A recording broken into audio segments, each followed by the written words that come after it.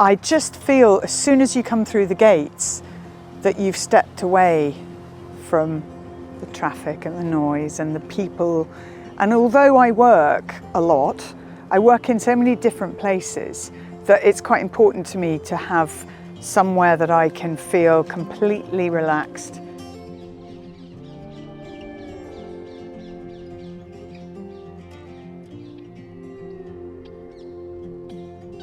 I'm Clare Balding and this is Chiswick House and Gardens, and it is the perfect escape for me. I live in West London. I can get here in, gosh, 2.5 minutes. And there are so many beautiful trees, and I do like to touch a tree. And just really nice paths to walk. It's also got a very good cafe, so it's a bit of everything, to be honest. The perfect London solution. It's got this great house in the middle of it, which actually was built as a hunting lodge. And Alice and I live very close. We used to bring Archie here to walk him every day, and we made our friends in London because of the gang here. We also had our party here after we got married. In fact, I proposed to Alice here. So it is a park that has a lot of happy memories for me, but it's also just such a lovely spot. It's not massive, it's only 65 acres, which obviously in terms of parkland isn't huge, but it's big enough to have really lovely variation to it. Some areas that are sort of formal garden, and this area outside the greenhouse would be one of those. Then it's got slightly wilder spots. There's a cricket pitch, so all the dogs play on the cricket pitch, you know, and are constantly chasing balls. There are really lovely tracks through the woodland, and there's a school that comes in here, a woodland school. So you see these little children sort of roped together, walking in pairs and hanging out in the woods. There's a sort of man-made lake and stream, if you like, with a waterfall at one end. So it's very, you know, it's that classic manufactured parkland, but I think it was done really nicely a very long time ago, and I appreciate all the effort that's gone into it. When I first moved to London as a girl who'd grown up in the countryside, I was desperate to find open space. And actually, the first sort of 5 or 6 years I lived in London, I was really near the river, so I would escape to the river. Now I come in here, but I can also get down to the river and do a big loop round and go over, you know, one of the bridges and loop back round and go that wilder side on Barnes where there's all the woodland. And it makes me feel that I can live and work and exist and be happy all in the same space, which is a real relief, to be honest, because I didn't think I could live in London, but this doesn't feel like London. I remember coming under the underpass and walking through the gates and thinking, God, wow, I never knew this was here. And now I get really excited. I mean, it's on the flight path, as you can hear. And when you fly over, if you're sat on the right-hand side, I can spot it. I go, there it is, there's Chiswick House. Hooray, that's home.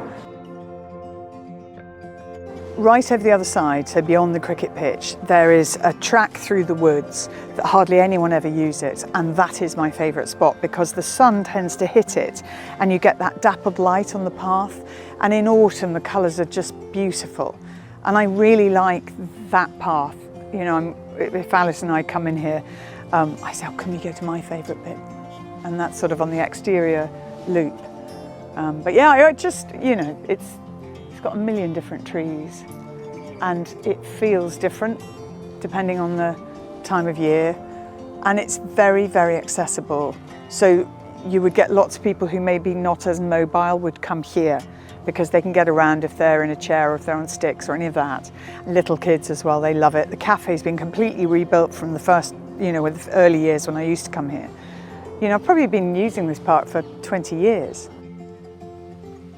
Archie used to love coming here, and in the sort of later years of his life, just one circuit around the park was enough for him. Now, I want to walk further, so I would tend to come through the park, start my walk coming through here, head off down to the river, do a big sort of 4-mile loop and come back through the park.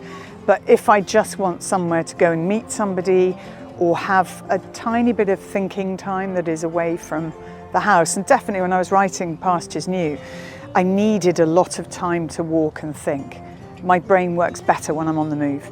So it was really helpful for that. And even if you just sit and observe people, because it's quite a good people watching spot, and I love that, you could invent characters around them, or you could capture a look, and describing someone's look is quite an art. I'm not sure I've mastered it, but you get more practiced at it by looking at people and thinking, how would I describe them?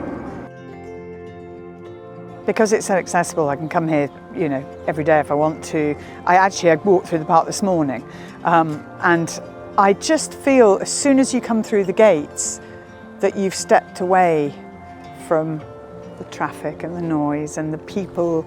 And although I work a lot, I work in so many different places that it's quite important to me to have somewhere that I can feel completely relaxed and natural and know it really, really well. So I'm very fond of this. And it feels undiscovered as well. You know, I like Richmond Park's great, but if you take Richmond Park, Regent's Park, Hyde Park, St James's Park, Green Park, those are all really, really well known.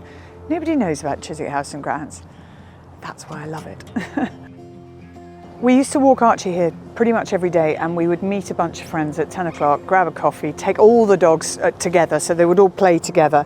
And that is the basis of our friendship group in London, is around those people. We have completely different backgrounds and jobs, and you know, dogs make friends for you. And that's something I tried to capture in the book, actually, that the dogs will make friends even if their owners don't get along, and then eventually the owners do have to get along. So I think dogs solve an awful lot of issues for people. And I think whether you live in the country or whether you live in an urban environment, dogs make you get out every day. And for me, walking is such an integral part of my life. I have to make myself now, in this interim period before we get another dog, which is definitely going to happen, I have to really get myself up and out and say, right, you need to walk because it makes you happy. Just get out there and do it. I think my happiest memory in this space was when Alice and I had our party here at the house after we got married, and having all my friends and all Alice's friends, you know, whether it's school or university or work friends or family, all in that space, sharing a park that we walk every day in. That was just a really lovely moment. They used to have actually they had these sort of table mats done in the cafe that had us on it because it had various things that had happened here, and us getting married was one of them. It's nice. Historic moment. There are various different entrances to the park, and the one I like the best is by the tennis courts, because I can hear people playing tennis, which obviously I love and love watching. I'm walking into one of the wooded areas. There are usually kids playing in the woods, which is just lovely hearing their laughter, and then I can get a stride on, and I can also meet loads of different dogs, so I'm constantly saying hello to other people's dogs. I think that's a perfectly natural thing to do. And again, it's something in the book I try and capture, that when Alex goes to work, she stops to talk to other people's dogs, and that's her. She's got a real close affiliation with all animals, actually, but particularly dogs.